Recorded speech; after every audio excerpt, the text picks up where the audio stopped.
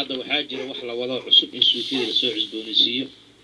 dadkana lagu baabiyo wax la wada weeyaan baabka laga soo ninka qabuur haduu yahay suufiya oo mushrik ah oo gaalana uu wato waa la iska dhicinayaa dhiigoodana waa banaan yahay taas waa mid weeyaan usuusha qawaaritaan idin sheegay marka alqawaarij waxa la dhahaa inay dhahaan annaga kaliya islaana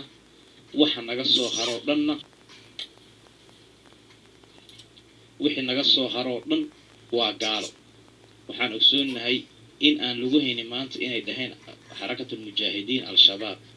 ama xisbul islaam inay dhahayn wixii anaga mooyee naga soo haroo dhan waa banaan yahay aan kala qaado marka waa kuma iyo duuliyo ciiso qal suufiyada dhana aan kala qaado ninkii gaal la socday ee suufi ah ee gaalo ay soo xabadeeyeen hubkana la socdo in la laayo waa banaan tahay suufiyo dhan ma dhihin qolyaha mila zanaabi la socdo hubka u soo dhiibay ee macaan jecelka ah in la laayo way banaan tahay waa kuma ku dhiibay doonaa waxayna soo galeen alwalaa al-mushrikiin in wala la siiyay gaalada ay gaal xarbi ah oo Itoobiyaan ah inay intee u tagaan hub ka soo qaataan ee ku laayaan walaalahood taa iyada waa lagu gaalo la isku mana cudur daara masaa'isha qafiga ama masaa'il daahir waa dadka dhan baa ninkii gaal ka soo wali dhigtaa ama gaal hub ka soo qaataa ee muslimiin ku laaya inuu yahay gaal aimada afarta dhan isku diidanaba sameeyay garan mana diidana uu garanaya ninkan odayga madaahibta ee sunna wal jamaa isku mana diidana in la laayo ee sunna wal jamaa in la qeexay loo baahay bariyahan waa la sheegtaa qofka iska sheegto in kastoo gaal soo wata ee sunna ay ku leeyihiin qolyahan hadda suufiyada ay sunna sheegtaan ee meesha jooga qabuuriyiinta ah ee sunna wal jamaa lagu ma yaqaan inuu gaal soo kaashado uu gaal la soo dabagal lagu ma sheegto midda kale walaal sacuudiga waa gaaloon albani baa gaalisay sacuudiga gaalo weeyaan biirsha qalbaan raxmatullaahi calayh maadaama gaalo ay soo kaashteen waa duubantahay mujallad weeyaan waa taala ajarka saddexaad weeyaan fitnatul qaliij ajarka saddexaad ka fiiriya دينكم مش شيء مرجع بانكو سينيا دود صبروا شغل بان عجل كسدحات أو فتنة القليج عجل كسدحات كفيري عجل كسدحات بكلية ما فهمتين مركب حاويان عجل كسدحات كفير فتنة القليج عجل سدح عجل ويان تسدح هذا يكتر سواق بساقي إن شاء الله. السلام عليكم ورحمة الله وبركاته. واي هاي واد مغشين ولكن جوابتيسي waxaan rabaa waa kuma inaan ku soo celiyo laakiin waxaan rabaa inaan hadal yar ku darsado anigu dooda waxaan ka yahay dhexdhexaad laakiin waxaan rabaa inaan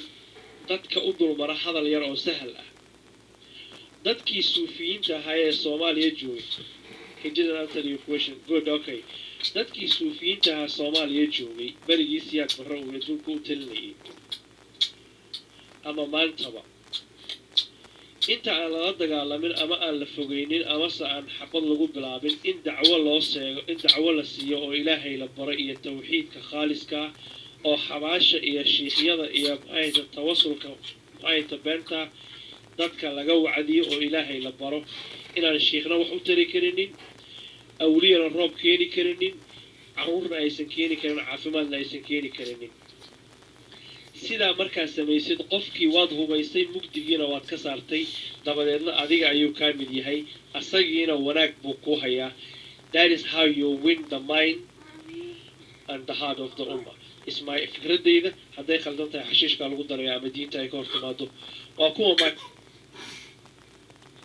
mikrofon dagaalamaya ninkii gaal soo kaxaysa ama suufi sheego ama sheekh sheego ama shariifkaas haddaad gaal soo kaxaysatid oo muslimiinta ku soo duushid akhbaarta adan keenaynaa buu fiiray soo xagaratay ma jawaaban ka rabaa insha Allah ta'ala waxaan Abdul Khaliq ku weydiinayaa markaad maaga ku soo noqotid su'aal insha Allah ta'ala laakiin hadda waxaan rabaa inaan ninka odayga siiyo su'aal fair ah waan rabaa inaan Abdul Khaliq ku weydiiyo sida waa kuwa uu weydiiyay su'aashii ku habooneed waa kuwa maaga adan iskale saddex mirar oo qurad haysata insha Allah ta'ala تفضل يا عبد الخالق يا عبد الخالق وعسان كقاضي راله كقاضي لها وكما راله هذا وكما تفضل.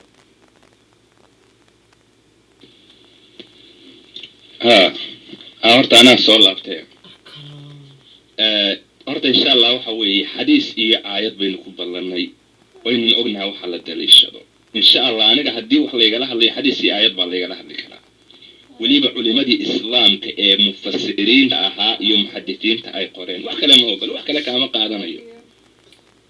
wax ka hadal aayad qur'aan oo inta aad jajabisay ama aad calashatay ama af Soomaali aad ku fasirtana weligeeba ma qaato aabahayna ima baran aabahay oo dadka ugu jaahilsan inta ma qaato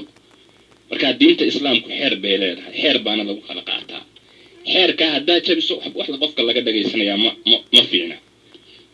iminka waxaa tiri horta Ubaydullah halkaaga u soo laabto waxaa tiri khawaarijta usuushoodii kama war khawaarijtu waxay aaminsan yihiin qofka muslimka ah hadduu dambi ku dhaco waa gaalooba tama aaminsanamiya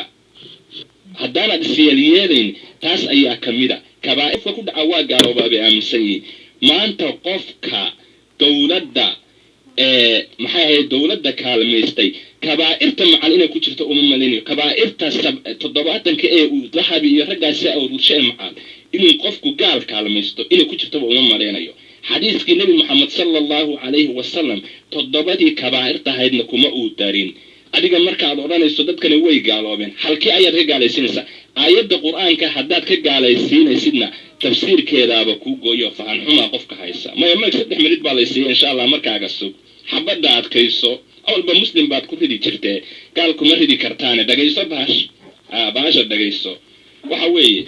aayadda quraankaana marka aan isla keenayno aayadda bal tafsiirkeeda hala saaro waman lam yahkum bima anzala Allah fa ulaa'ika humul kaafiruun mufassiriin farabadan ayaa aayadda fasiray ulimo farabadan intaas oo bilyan oo caalim ayaa fasiray oo juhalo Soomaali ku hadashayna oo kaliya ma ay fasirin bal waxaad eegtaa ibn Jawzi aayadan markuu fasirayo iyo Qurdubi iyo ibn Kathir iyo culimada ilaahay cilmiga siiyay adduunka laga yaabo cilmigooda xufaadi xadiidka iyo caqiidada wax kastana qoray hadda waxaad oranaysaa nin wahaabi aan raggaasi waxay ahaayeen ashaaciro iyo balaayo waan ku ogahay oo caqiido kama qaato waan ogahay inaad oran doontid marka taana kaama aan yeelayo culimada islaamka ani qowlkoodan raaca nin kasta oo idla maraana hadalkiisa ma waqtaacoba dhageyso marka waxa uu yiri aayadan marka uu ka hadlayay wuxuu yiri wa fil murad bil kufr al madhkur fi al ayati al ula qawlan buu yiri annahu al kufr billahi ta'ala aayada markuu ka soo hadlayay waman lam yahkum bima anzala Allah fa ulaika humul kafirun toore waxa weeye ilaahay in qofkaas ku gaaloobay talabaadna waxa weeye annahu al kufr bidalika al hukm xukunka uu sameeyay ayaa gaalnimo ah xukunka uu sameeyay arrinka uu la yimi ayaa gaalnimo ah buu ku fasiray qowlka labaadna weeye waana qowlka ay u badan yihiin maanta culimada mufassiriinta tafsiir kasto aad akhriin oranayo qofkii sameeyaa sida horuu ka gaaloobaya ma uu jiro aniga tafsiir baan ku karsanahay tafsiir ii keena insha Allah halkaana halkeebay sugan tahay waxay sugan tahay markuu sii wado waliba wuxuu leeyahay tafsiirkiisa anna man lam yahkum bima anzala Allah jaahidan lahu wa ibn Jawziyah tafsiirkiisa anna man lam yahkum qofka ku xukuma